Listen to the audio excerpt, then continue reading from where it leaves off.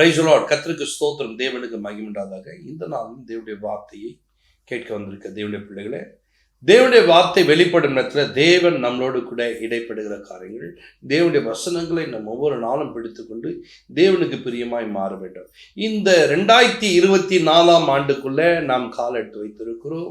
நாம் இந்த ஆண்டிலே கர்த்தர் நம்மளை குறித்து என்ன திட்டம் வைத்திருக்கிறார், நாம் ஒவ்வொன்றையும் செய்ய வேண்டும் என்று சொன்னால் அவருடைய வாக்குத்தத்தங்களை பிடித்துக்கொண்டு நாம் பயணத்தை தொடர வேண்டும். கர்த்தர் இந்த ஆண்டிலே கொடுக்கிற வாக்குத்தத்தங்கள் ஒவ்வொருவரும் ஒவ்வொரு சபையில கர்த்தர் உங்களுக்கு வாக்குத்தத்தம் கொடுத்திருப்பா. அந்த வாக்குத்தத்தை பிடித்துக்கொள்ளும். அந்த வாக்குத்தத்தின்படி கர்த்தர் உங்களை ஆஸ்வதிப்பார். நிறைய நேரங்கள்ல பாருங்க, நிறைய பேர் பார்த்திருக்கிற வாக்குத்தத்தங்களை வைத்துக் கொள்கிறார்கள், வாக்குத்தத்தை பிடித்துக் கொள்கிறார்கள், வாக்குத்தத்தை அறிக்கலாம் பண்றாங்க, கர்த்தர் செய்வார். ஆனா கடைசியில பார்த்தீங்கன்னா அந்த வாக்குத்தம் வாழ்க்கையில நிறைவேறுவதில்லை.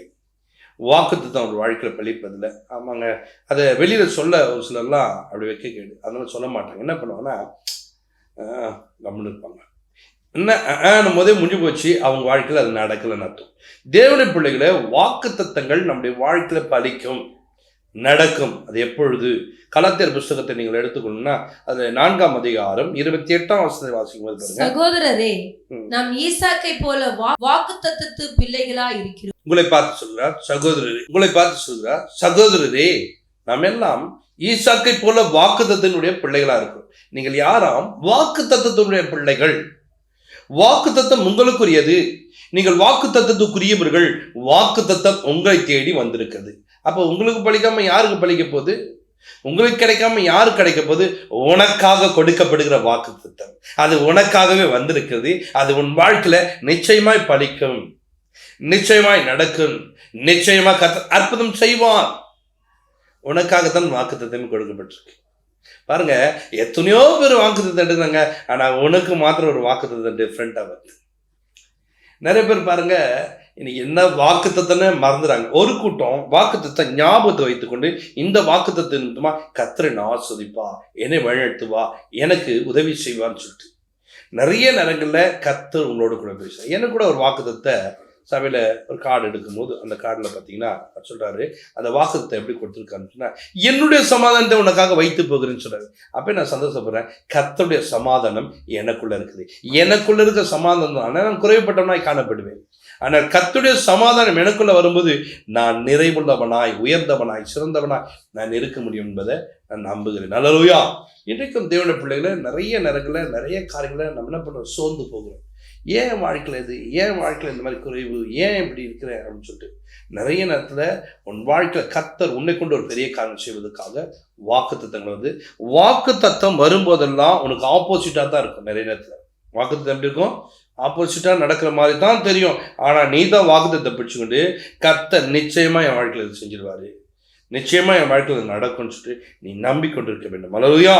கவனிங்க, அந்த வாக்குத்தத்தை நம்ம படிக்கும்போது, அந்த வார்த்தை படிக்கும்போது சொல்ற, சகோதரரே, நம்ம எல்லாரும் ஈசாக்கை போல வாக்குத்தத்தின் பிள்ளைகளாய் இருக்கிறோம். வாக்குத்தத்துக்குரியவள் தான். ஏன் வாக்குத்தத்தம் என் வாழ்க்கையில் நிறைவேறவில்லை? ஏன் வாக்குத்தத்தம் என் வாழ்க்கையில் கிடைக்கல? ஏன் எனக்கு நடக்க மாட்டுது? கொஞ்சம் யோசிச்சு பார்க்கும்போது கர்த்தருடைய வாக்குத்தத்தங்களை நீங்கள் பெற்றுக்கொள்ள முடியும். அல்லேலூயா. கவனிங்க, 2 கொரிந்தியர் எடுத்துக்கொண்டீங்கன்னா அது 7ஆம் அதிகாரம் 1ஆம் வசனத்தை வாசிப்பீங்கன்னா, இப்படிப்பட்ட வாக்குத்தத்தங்கள் நமக்கு உண்டாயிருக்கிறபடியினால் பிரியமானவர்களே, மாம்சத்திலும் ஆவியிலும் உண்டான எல்லா அசுசியும் நீங்க நம்மை சுத்திகரித்துக் கொண்டு பரிசுத்தமாகுதலை தேவ பயத்தோடு பூரணப்படுத்த கடவோம். கவனிங்க, இப்படிப்பட்ட வாக்குத்தத்தங்கள் நமக்கு உண்டாயிருக்கிறபடினால், எப்படிப்பட்டது? பரிசுத்தமான தேவனிலிருந்து பரிசுத்தமான வார்த்தை நம்மளை தேடி வந்ததுனால இதை நீங்கள் சுதந்திரிக்க வேண்டும்னா நீங்கள் பரிசுத்தமாக இருக்க வேண்டும். உங்கள் மாம்சத்தை என்ன பண்ணக்கூடாது? அசுசிப்படுத்தக்கூடாது, அசுத்தப்படுத்தக்கூடாது. அசுத்தப்படுத்தும் போது இந்த வாக்குத்தத்தம் உன் வாழ்க்கையில பலிக்காது, இந்த வாக்குத்தத்தம் உனக்கு நடக்காது, இந்த வாக்குத்தத்தம் உனக்கு கிடைக்காது. ஏன் நிறைய பேருடைய வாழ்க்கையில வாக்குத்தத்தம் நடக்கல தெரியுமா? நீ அசுத்தமா இருந்து உன் வாழ்க்கையில இந்த பரிசுத்தமான வார்த்தை நிறைவேறணும்னு சொன்னா எப்படி நிறைவேறும்? ஒரு நாட்டு மருந்து சாப்பிட்றவங்க பாருங்க, அதுக்கு ஒரு பத்தியம் இருப்பாங்க. இந்த நாட்டு மருந்து சாப்பிடணும்னு சொன்னால் நீங்கள் என்ன பண்ணணும்? இதெல்லாம் சாப்பிடக்கூடாது, இந்த மாதிரி மாம்சத்தை சாப்பிடக்கூடாது, இந்த காய்கறிகளை சாப்பிடக்கூடாது, இதை சாப்பிடக்கூடாது, அதை சாப்பிடணும்னு சொன்னால் உடனே என்ன பண்ணுங்க? அதை ஒதுக்கி வச்சுருவாங்க. என்னன்னு கேட்டால், இல்லை நான் இந்த மருந்து சாப்பிட்றேன், அதனால இது சாப்பிடக்கூடாது. ஒரு சிலர் பாருங்க, இந்த சிக்கன் சாப்பிட மாட்டாங்க, மட்டன் சாப்பிட மாட்டாங்க, பீஃப் சாப்பிட மாட்டாங்க, அப்புறம் மீன் சாப்பிட மாட்டாங்க. என்ன ஏன் ஒதுக்குறீங்கன்னா, இல்லை மருந்து சாப்பிட்றாங்கனால இருப்பேன். சாப்பாடே போட்டு எடுத்து வந்து கையில் கொடுத்தா கூட என்ன பண்ணுவாங்கன்னா அதை தொட மாட்டாங்க. ஏன்னா அது உள்ளே போகுமானால் நான் மாத்திரை சாப்பிட்றதால, நாட்டு மருந்து சாப்பிட்றதால அது வியாதி அதிகரிக்க பண்ணுறோம், அதனால நான் பிரச்சனைக்குள்ளே மாறிடுவேன்னு சொல்லிட்டு என்ன பண்ணுவாங்கன்னா அதை சாப்பிடாமல் தவிர்ப்பார்கள்.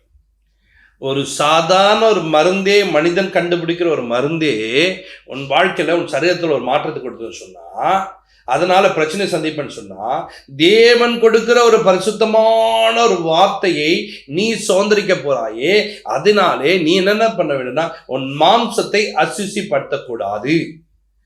உன்னை பரிசுத்தமாய் காத்து கொள்ளும் போது தான் உனக்குள்ள தேவன் பெரிய காரியம் செய்வார்.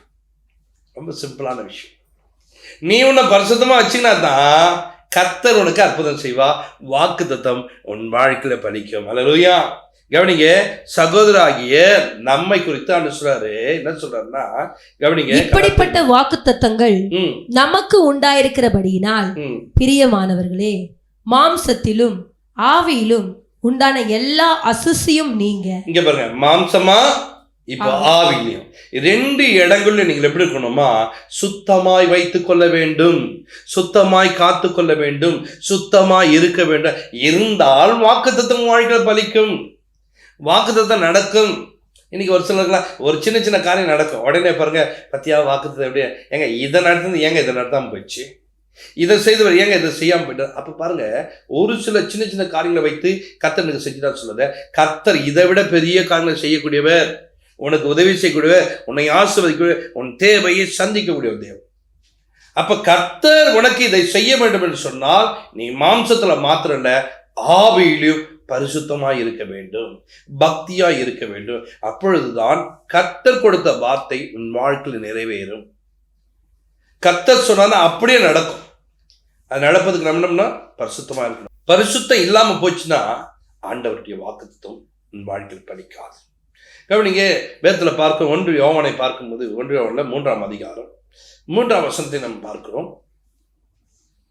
அவர் மேல் இப்படிப்பட்ட நம்பிக்கை வைத்திருக்கிறவர் எவனும் அவர் சுத்தமுள்ளவராய் இருக்கிறது போல தன்னையும் சுத்திகரித்துக் கொள்கிறான். 3ஆம் வசனத்தை நம்ம பார்க்கும்போது, அவர் மேல இப்படிப்பட்ட விசுவாசம் வைத்திருக்கிறோம் என்று சொன்னா, அவர் சுத்தமாய் இருக்கிறது போல நானும் சுத்தமாய் இருக்க வேண்டும்.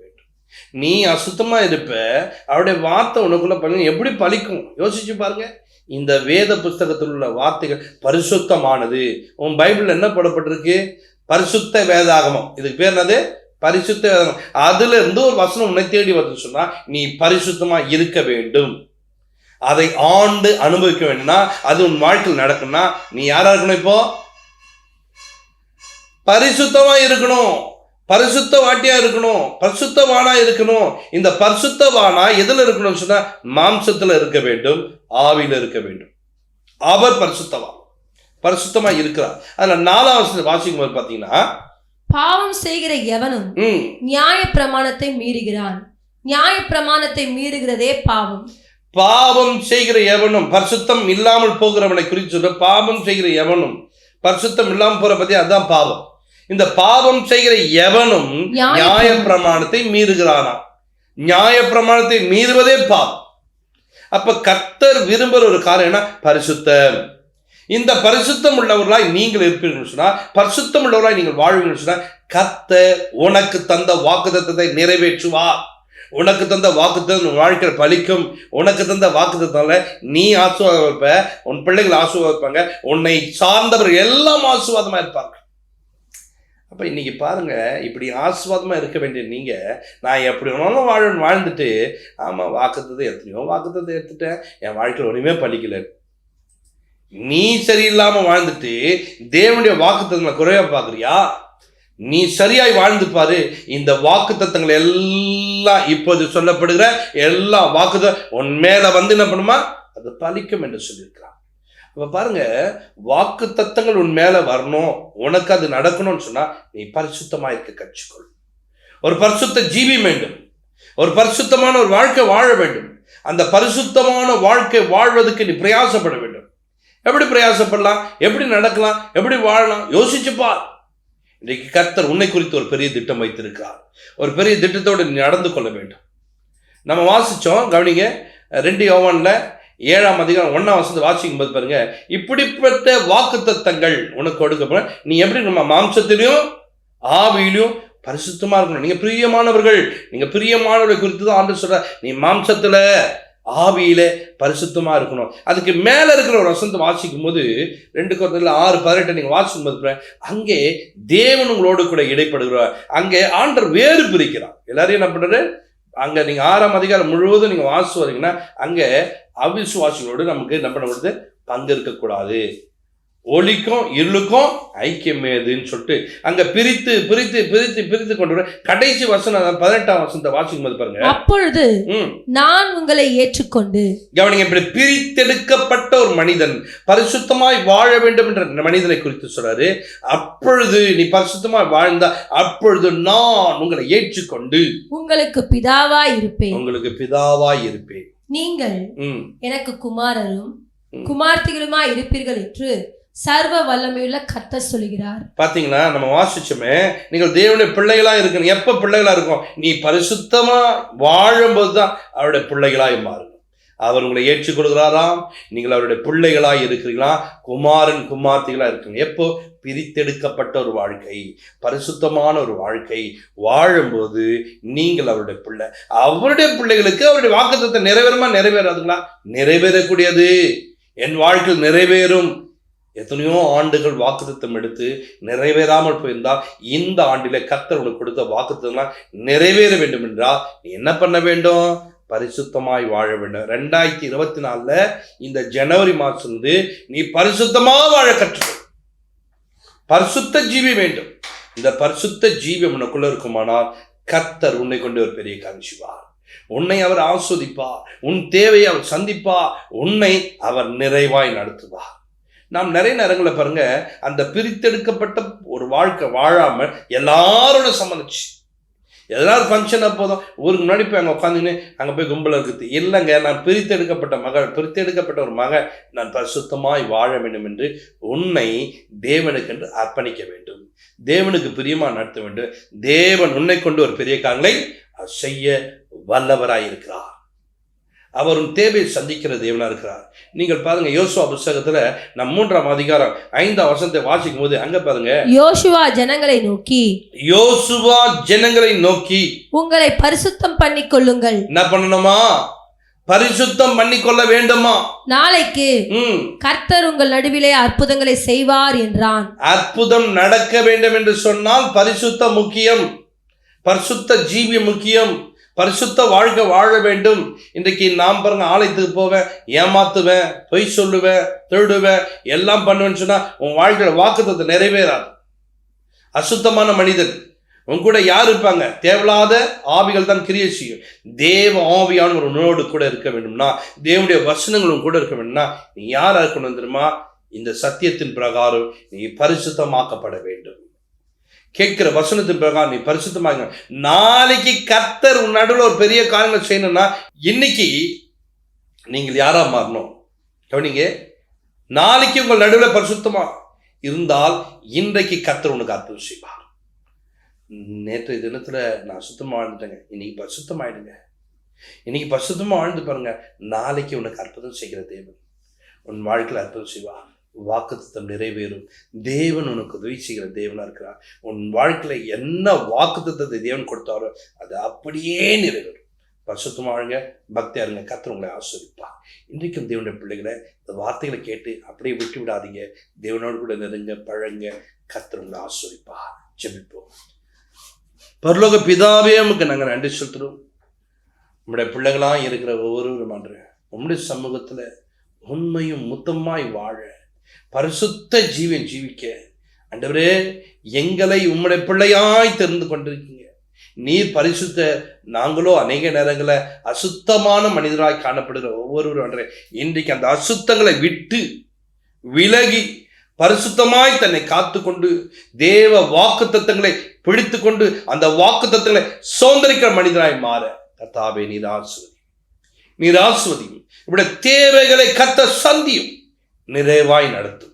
நீ நிறைவாய் நடத்தும். ஒவ்வொரு பிள்ளைகளும் ஆண்டவரே இந்த வாக்குத்தத்தங்களை பெற்றுக்கொண்டு தேவனுக்கு பிரியமாய் சாட்சியாய் வாழ கர்த்தாவை நீர் ஆசீர்வதித்து இந்த ஆண்டிலே இவள் கொடுத்த வாக்குத்தத்தங்கள் அப்படியே நிறைவேறட்டும் இயேசுவின் நாமத்தினால்.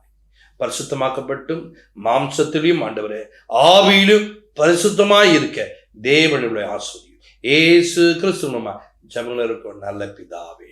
ஆமென். God bless you.